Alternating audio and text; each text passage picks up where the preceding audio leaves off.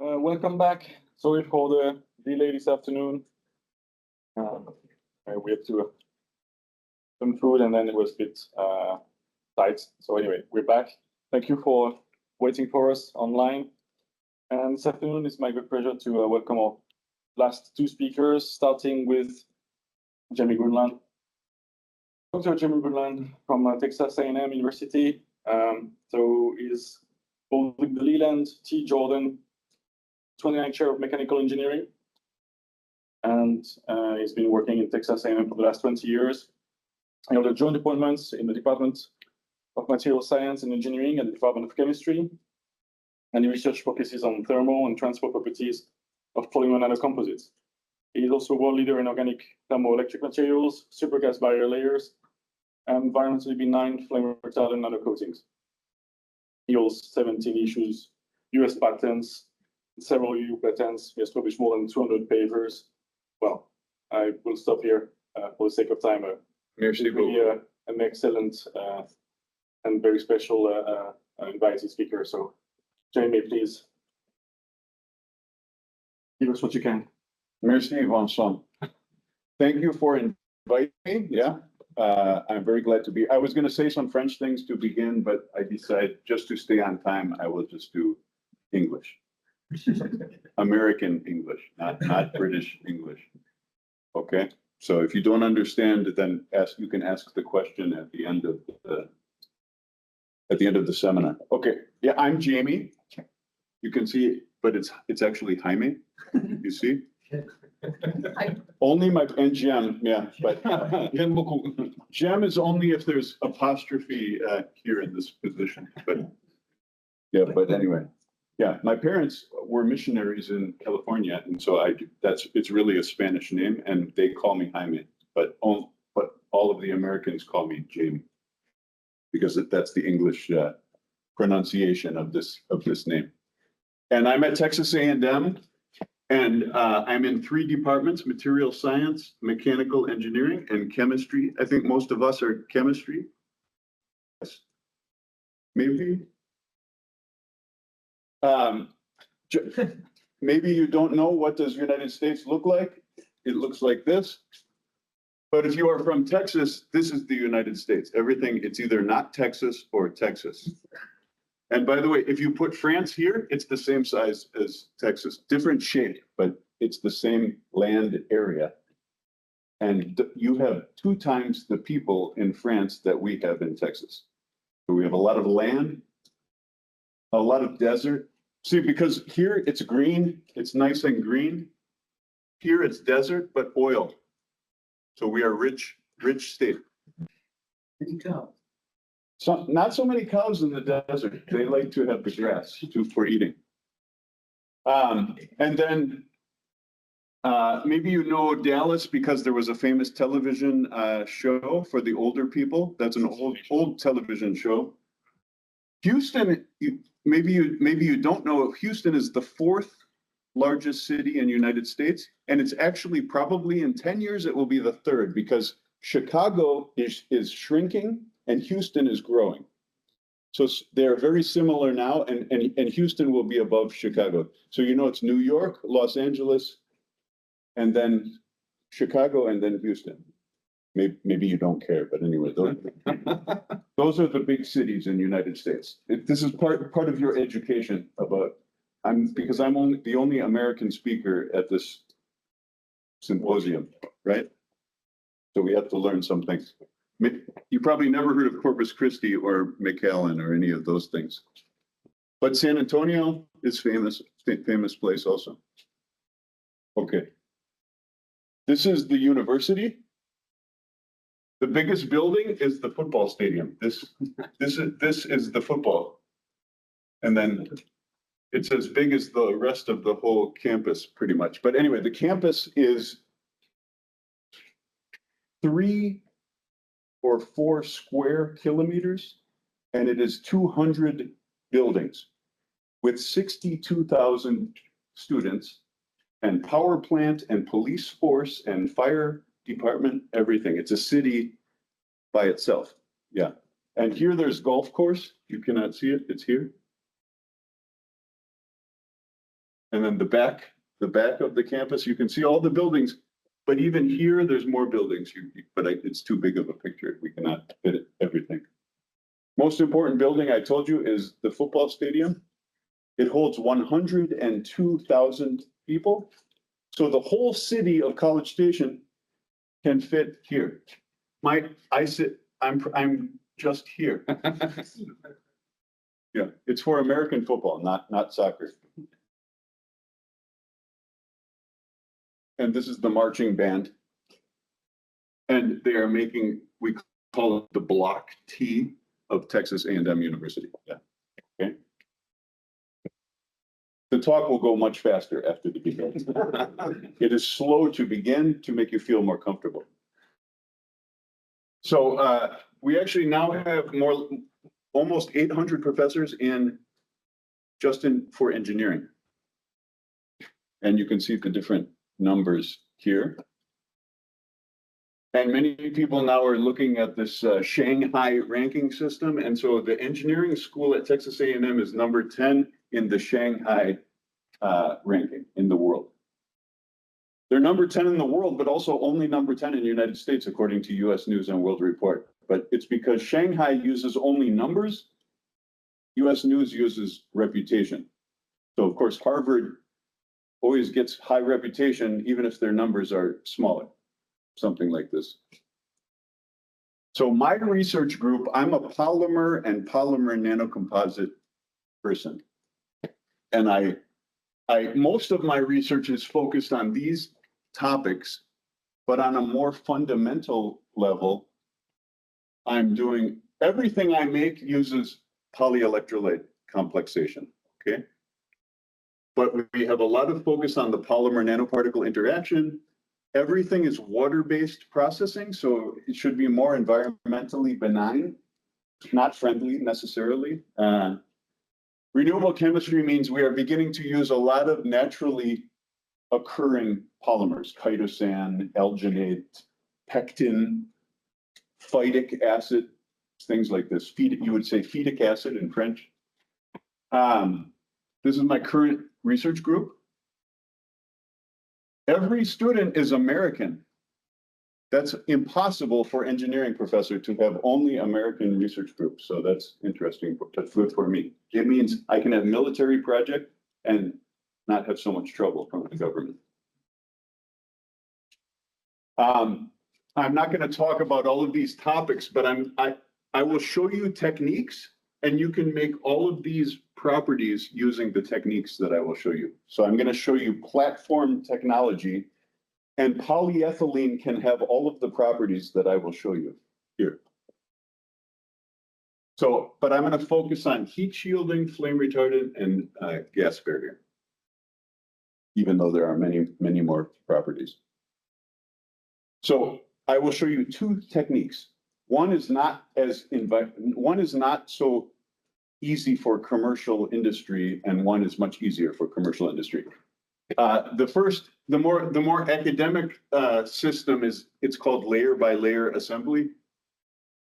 And here the substrate can be anything. I will show you some examples with the substrate. It is PET, or the substrate is epoxy composite or something like this. But here you can see from water, I expose the substrate to polycation and then polyanion, but the polyanion here is a particle. It's a clay, anionic clay platelet. But it could be it could also be polymer. This could also be a platelet. So you can mix and match all of the ingredients, just positive and negative, and you are exposing the substrate to these different positive and negative solution in water. Everything is water. So everything is ambient. That means room temperature, room atmosphere. You do not need any special atmosphere or anything. And you have complete control over thickness, gas barrier, flame retardant, everything. Here's the real, we call this nano brick wall. So this is 40 bilayers. It means 40 layers of clay and polymer. It looks like something from your shower in the morning, right? But it's clay. It's clay. Can you see where one clay is ending and the next clay. So they are interleaved. It is like, it's a brick wall, but with almost like armor. It is interleaved clay platelets going up. Oxygen almost cannot go through this structure. And then I can make a much thicker, by the way, you saw here, this is 40 bilayers, 135 nanometers. It is the proof that we are only depositing individual 1 nanometer clay plate at a time. It's very precise. I can do a more crude but faster process by adding tris into my cationic solution. Here now, I'm going to show you an example with chitosan, the polymer called chitosan here, and then tris buffer we put into there, or some people call it trisma, or some people call it THAM, T-H-A-M, that's the chemical name of the, but look here, 6 bilayers is almost 1.5 microns, 8 bilayers is 4 microns. It's because this buffer is causing complexation of the clay as it is depositing. So now I'm not depositing individual clay, I'm depositing many clay each time. But still I can make a very good composite. You can see, so OTR means oxygen transmission rate. If you are thinking about food packaging, you can see, and by the way, these numbers are the substrate is PET. PET already has a good, compared to polyethylene, it has a good gas barrier already. But look at this, even just 2 bilayers, I'm at 1 cubic centimeter per meter squared per day, but then I'm 100 times better with 6 bilayers. And this would be the same barrier on polyethylene. So it would be even a more dramatic increase in barrier for polyethylene because it doesn't have such a good barrier compared to PET. So if you're thinking about soda, Coca-Cola using polyethylene, they need to have this coating to get the correct barrier. And then more exciting, the reason the students want to join my research group is to use fire. Okay, that's the real reason. And they get to use the torch, you see. This is 3 millimeter polystyrene, but it would be similar if it was polyethylene. It would immediately, it catches fire. This is the 8 bilayer coating I showed you, 4 microns thick. For 15 minutes, you can hold the torch here and it will not ignite. You are destroying some of the polystyrene behind the clay, but it's not igniting and you are not completely destroying the plate. So I call this a heat shielding coating. It's actually reflecting the heat away from the surface. I think because the file is big, it is being slow. Although it's being very slow. Okay. So I'm going to show you a modified version of the thick coating I showed you, the thick growing layer by layer. Instead of chitosan, now I'm using polyethylene imine, and I'm using vermiculite. Do you know vermiculite clay? It's a very nice clay.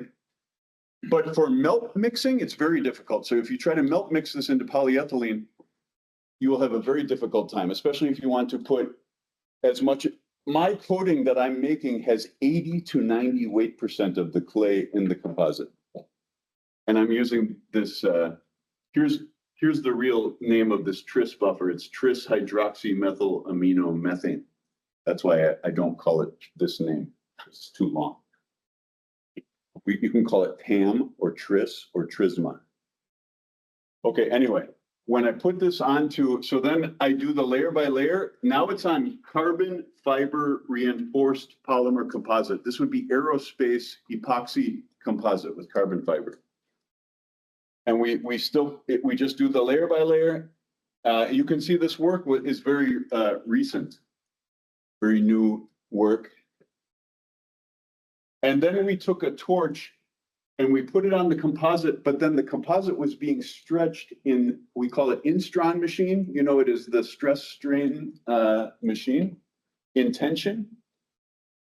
This is actually illegal experiment in the United States because it's not in a hood or anything, but it's the only way we can run this experiment because there's no commercial equipment where I can put a torch onto the Instron machine. But anyway, this is uncoated and then with coating. In 5 seconds, the epoxy composite is already on fire. It's already becoming weaker in the Instron machine. In 1 minute, all the epoxy has been destroyed. But in the coated composite, you can see most of the epoxy is preserved. The fibers are organized and they are still together. And if you do infrared spectroscopy, you can prove you still have the epoxy in the coated sample, but not the uncoated sample, okay? And by the way, I think this was with 6 bilayers of coating, only 6 bilayers. And then stress level in the Instron as a function of time. And uncoated is this one. So the temperature of the uncoated sample, that means temperature on the back of the composite piece. So its composite is probably 1.5 millimeters thick, something like that. Or maybe it's 3 millimeters. I don't remember, but we are putting a thermocouple on the back. And of course, the temperature is much lower in the coated composite. And then it's losing its ability to hold the stress also during this time. And if we do XPS, X-ray photoelectron spectroscopy, I can see that the coated sample does not show any evidence of oxidation. And that when you are burning, the degradation is oxidative degradation. And in the uncoated sample, you see a 20% increase in the oxygen content because you are oxidizing, damaging the composite, the matrix. All of that, though, I would call heat shielding, not true flame retardant behavior. It's passive flame retardant. I'm showing you information about United States, but these numbers would be similar if you look in Europe or you look other places, okay? We had 1.5 million fires in 2022. In 2018, it was 1.2 million. It's worse. There's more fires now than 4 years ago. And you can see the deaths and the injuries and the property damage, okay? You probably remember there's a building in France called Notre Dame, and just before COVID, it was on fire. And then many people donated money to fix it, and it's almost open again, I guess. And then I don't know if you heard about in London, in central London, there was a tall building called Grenfell Tower. 135 people died in this fire. In fact, this picture, there's people here in these windows. Yeah, I mean, it's terrible. It's because of very poor flame retardancy. They used bad materials when they built this building. In fact, they broke many laws when they make this building. But it shows you the danger of the fire. And then I love wine. Everyone, all my friends know that I love drinking wine. Napa Valley in California had major wildfire. Australia had major wildfire. So the fire problem is a big problem today. Even with one of the problems is because the flame retardant techniques now use very toxic chemistry to prevent the fire. So people do not want to use those chemistries. And many countries are outlawing the brominated. I will show an example here. 10 years ago, 12 years ago, there's the day. Have you seen this magazine, Chemical and Engineering News? It is the weekly magazine of the American Chemical Society. And this in October 2012, the whole magazine was about flame retardant. And they talked about toxicity and technology. And then they highlighted a very young professor. It was me. And they talked about this new, strange opportunity to make more safe flame retardant. And more recently, we published, for layer by layer assembly, we published a review paper on this, but actually many groups published review paper even before I published one, and then many have since published. So there's newer, better review papers, but the one I did was 2017. That's the Royal Eye. That means the students really wrote it, and then I put my name on it after I edited the paper, just so everyone knows. And then in 2020, we did a more broad review of surface treatments for flame retardancy. And actually, this I still think is the best. If you just want to know about surface coatings for fire, this is a beautiful review. Two of my best students wrote this paper. I'm the third author on this paper, but it's a very nice paper. And Nature always makes the images look very beautiful, and it's like a magazine. But these are the chemistries for flame retardant. This is the chemistries. But one problem is these chemistries are widely used, but they are considered environmentally harmful and also human harmful. In pregnant women, they test the blood and they find these compounds. They are not natural compounds. And so if it's in your blood, it means they are everywhere. And it's been associated with birth defect in babies and these kind of things. I'm not a medical doctor, so if you love these molecules, it's not my fault. I'm just reporting the information. I did not create the information. It's just what I understand. So in the United States, for example, this is illegal. You have to find alternative. And now you also heard everyone is trying to, you hear about PFAS, PFAS, you need to get a rate. It's because of these kind of chemistry. The F in PFAS is fluorine, but any brominated molecule is usually toxic for people and for environment. That's my understanding. I'm not a medical doctor, as I said. In my group, we use nitrogen-rich. So here's some examples of nitrogen-rich molecules. These are not considered so dangerous. And then we use phosphate-rich. And these also are not considered so dangerous. In fact, many of them are naturally occurring. Even in your body now, you have phytic acid and some other things, and it's helpful, not hurtful to you. And then I also love clay, aluminosilicate, which is just dirt. I love it. It's cheap and super effective. And I told some of the younger people, using the word super makes it much more impactful and powerful. Always add super on the front of each statement, right? Or extraordinary, or there's probably some other good words for that. Outstanding. Outstanding. Oh, good. Yeah. C'est bon. What's French for outstanding? Remarkable. What? Remarkable. Remarkable is the English translation of that. Yeah. Okay, I showed you layer by layer. Everything else I will tell you is 1 or 2 steps, not 20 steps to make the coating, okay? Still, everything is in water, but I can take the positive and negative and put them into the same solution as long as I remove the charge from one of them.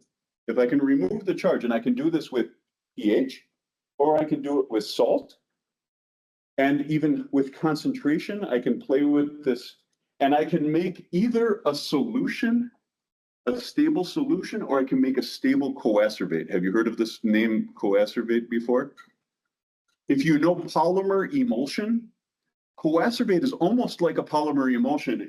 Here you can see it forms 2 phases. This has very little polymer. This has a lot of polymer, and they are small, complex particles, lightly complex particles. And they behave like an emulsion, like a polymer emulsion. It has a viscosity like polymer emulsion, and you can do blade coating or spray coating or anything you would do with a polymer emulsion. And so, and if you hear the word extrinsic bonding, it means if there's a salt, and intrinsic means the 2 polymers are directly bonded together. Okay. And so I told you I need to be able to turn off the charge of one of the polymers. With polyethylene imine, It has a high pKa, so at high pH, it has very little charge. So at pH 10, it can be very stable with an anionic polymer, no problem.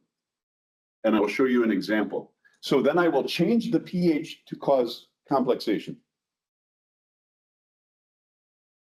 And so I'll show you, my first example is with PEI and then sodium hexametaphosphate. Some people call it polysodium phosphate, PSP. In fact, this is no longer believed to be the structure. This is the structure they used to think it was, but now they believe it's more like a polymer of this kind of chemistry. So I can mix them together at pH 9 or pH 10. It will be stable for 1 month. No problem. Both of them together, perfectly stable. And then I can take cotton fabric.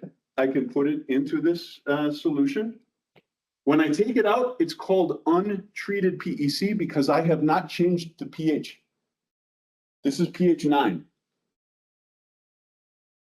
But then I will take a citric acid. So by the way, you can see the second step is still a very safe, comfortable citric acid. Some of you had it for lunch accidentally, right? If you had anything citrus, you had citric acid, right? And then probably, I wonder if there's citric acid even in the wine. Maybe, you think? Grapes? I'm not sure. Definitely oranges, lemons. But anything below pH 6, we call it the curing step or the buffering step. I call it curing because I'm ionically cross-linking when I lower the pH below pH 6. So now the PEI becomes positively charged and all the positive and negative becomes stuck together. And then if I do the vertical burn test, so if you're testing textiles for flame retardancy, you do a vertical burn test. It's an ASTM standard test. And if you want to say your textile is flame retardant, you must pass this test. This is 12 seconds of propane Bunsen burner. And then you need to measure how long is the char length. It needs to be less than 6 inches. This is a failure, even though it has a lot of good char. And this one, of course, cotton completely combusts. So this is with no coating. This is before buffer curing. By the way, the reason this is so bad, because before I will test, we will rinse. And because I did not change the pH, most of it rinses off in water. But after I change the pH, it will not rinse off in water because it's cured. It's ionically cross-linked.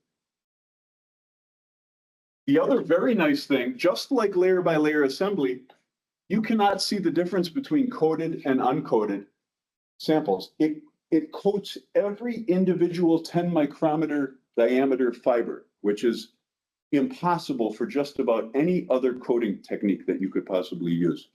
And it's environmentally friendly. Everything's from water. After burning, by the way, here's the buffer treatment pH.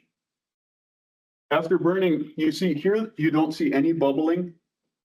Here, I see 2 little enfant bubbles, right? More bubbles, more bubbles. As I'm going down in pH, I'm getting more of what is called an intumescent effect. I'm getting nitrogen gases being formed because the phosphate is turning into phosphonic acid and it's attacking the nitrogen and it's evolving nitrogen during the burning. It helps to arrest the fire. We call it self-extinguishing. Cotton, though, is very easy for fire. It's very easy to stop fire on cotton. Nylon and cotton together burns very, very hot. And so we had to add one ingredient, melamine acetate. And when I take this polyelectrolyte complex and I expose it to the melamine acetate, I form melamine polyphosphate in situ in the coating. And melamine polyphosphate is very effective against nylon to stop fire for nylon. And if you remember the cotton fire, it was very small compared to the fire you will see on the nylon cotton. Nylon burns much hotter than cotton does. And so here you have a very hot fire, very And then here we are self-extinguishing after putting on the coating. And we did add 19 weight percent to the fabric, but in the fire world, that's considered a very reasonable level of weight add-on to the substrate. And you can imagine who was my sponsor for this project, maybe. And if you cannot, then probably you should not be a scientist. So, and actually almost every country, the military uniform is nylon and cotton blended fabric. And they are always very concerned about flame retardant and mosquito repellent and many things. So, and so if we look at the no coating and then the polyelectrolyte complex, but then when we added the melamine, you see the char became very complete and strong. And it stops the fire. It prevents the fire from spreading. We took the same idea, the same platform technology, and we applied it to wood. I think in Europe, you don't use this kind of, now it's called, it used to be called plywood. Now it's oriented strand board. Have you heard of this? OSB. It's very popular in United States. Very flammable, as you might imagine, because it's wood and glue. It's like the worst of everything together for fire. Here I did something a little different. Once again, I'm using the royal eye. I did not do it, but my students did. Polyethylene imine, now sodium polyborate, not phosphate. It makes a completely different kind of char, but it makes this glassy, inorganic, organic char, hybrid, very strong. Still, we use the citric acid buffers for, it's just 2 steps. You can easily do this with spraying, dipping. If it was film, you can do roll-to-roll, what's called flexographic printing, and easily do 2 solutions of printing. And you would never, if I gave you this wood and this wood, you don't know which one is flame retardant and which one is not. By the way, here I only added 5 weight percent to this wood. So very small weight. And then the torch was 4.5 minutes. And of course, if it's not coated, then it's completely burned. Here's the front of the coated piece. Of course, it's black because the torch is there for 5 minutes. But when you turn it over, you see no evidence. And this is maybe 3 millimeters thickness. You can't see any evidence of fire on the backside. So if it was a fire, so that char is arresting the movement of the fire. You can see the residue. That means what was the weight percent left after 4.5 minutes of fire? We can actually do exactly the same thing on paper. It's kind of, now it's getting redundant, but PEI with the PSP, we can do a coating onto the paper, and the paper will pass the vertical flame test, which is impossible for paper to pass. Last topic, but using the same techniques, we can make a very high gas barrier using polymers. And of course, you can see all of we already heard about some of the applications, but you don't think about the sporting goods or the automobiles or all of these things. Everybody needs gas barrier. Long ago, I was using polyethylene imine and polyacrylic acid, and I did layer by layer assembly with these 2 polymers. And it made a very high gas barrier. This is 8 bilayers, but it was only 1 micrometer thick. And it was undetectable gas barrier. And at 10 bilayers, it was undetectable even at 100% humidity. But now, later, I put these polymers into a single solution, just like I showed you before. We made a pH 8 mixture, and then we buffered it, and it made an undetectable gas barrier. By the way, you can see that I was looking at different ratios of the 2 polymers and also different pH of curing. And of course, you can see it's changing the barrier because I'm changing the structure, I'm changing the composition of the final coating when I change those parameters. But this, I mean, this is a 2 micrometer coating deposited in 2 steps from water. So it was so good that we decided to make a patent on that. It's in Europe also, just in case anyone has a smart idea, like I should patent this. Good. You can license my patent if you want to. Also, you can make an edible version of the same coating.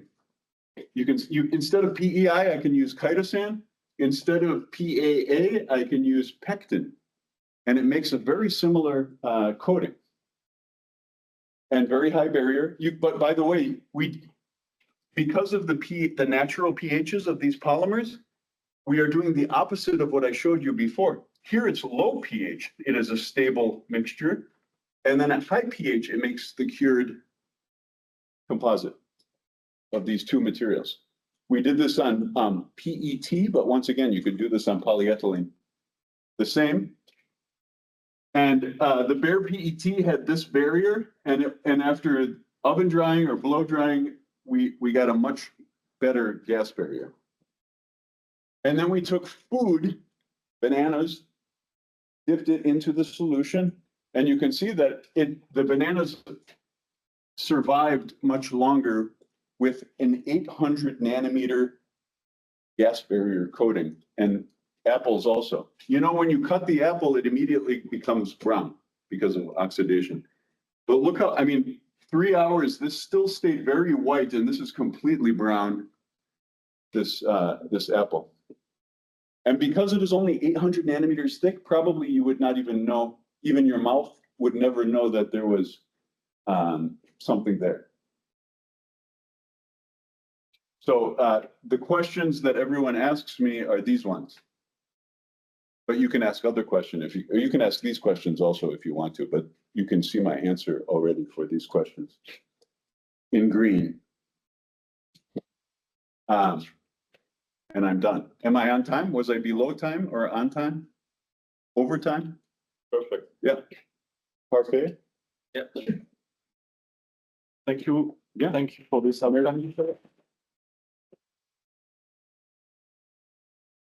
have a question for Jaime. What is super talk? No. Thank you very much for your thought. How easy is it to coat on like a untreated polyolefin without any surface modification, any added polar groups, anything? Okay, on polyurethane, it's okay, but it's better if I first when I do polyurethane, I expose it to a primer of nitric acid and polyacrylic acid. It makes a kind of a very thin primer coating, and then it sticks amazing. Without the primer, it still sticks good, but not perfect. Is that the question? Was it about how sticky is it? No, it was on polyethylene, not polyurethane. Oh, I thought you said polyurethane. Okay, on polyurethane, or I'm sorry, keep saying polyurethane. On polyethylene, I would do corona treatment. Yeah. Which everyone who's doing film coating, everyone has corona treater, so this is no problem to do. Okay. And with corona treatment, you can pass what we call crosshatch adhesion testing. You know, you have 4 or 5 blades and you scratch, and then you take the tape and you pull up. No squares will come off on the tape. Yeah, it's very good adhesion with corona. Without corona, it's okay, but not so good. Medium, we can say. Moyen, or what's the French for medium again? I forgot. Moyen. It's related to moyen. We have any more questions for Jaime?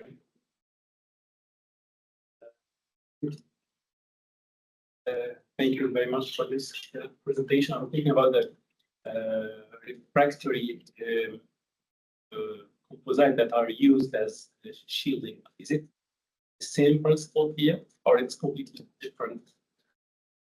If you're talking, are you talking about compared to the fully ceramic layers that they will use for turbine blades or for something like this? The very thin layer. But those are very exotic ceramics. So no, it's different. This brick wall is very heat reflective. I think those refractory depend mostly on just being very high temperature. They are higher temperature. The clay will be destroyed at a lower temperature than this refractory ceramic. But I call this the poor man's hypersonic coating or the poor man's heat shielding coating, yes. It can still hold 1000 Celsius for minutes, you know. So even though it's controversial, of course, military would be happy to use it for things that only need a few minutes to live. I mean first words. Okay. Thank you very much for this. I'm wondering what is the true behavior, chemical behavior for the conflict.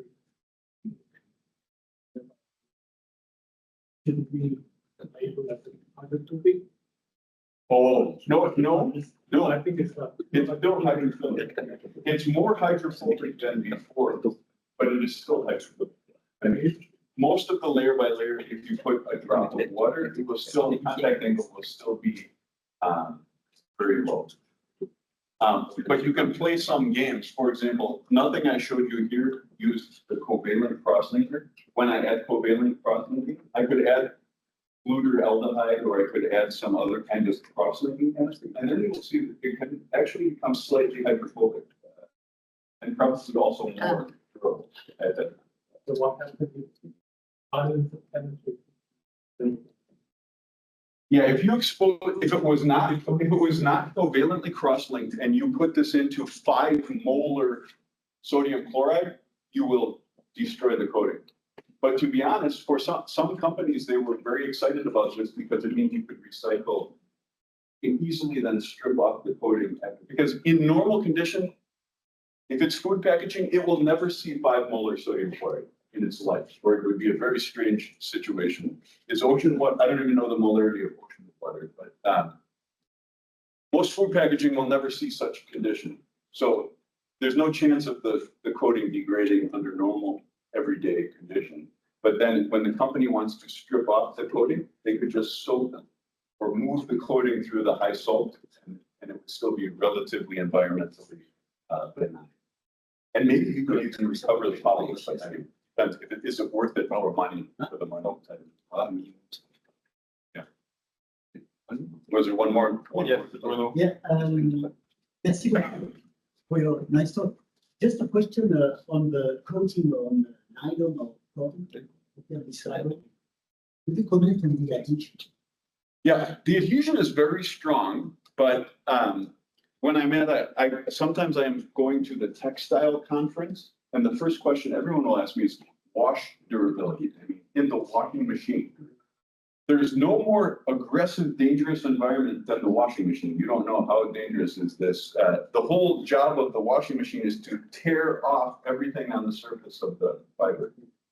But you have, actually, and I have, you can see colors on this is fibers.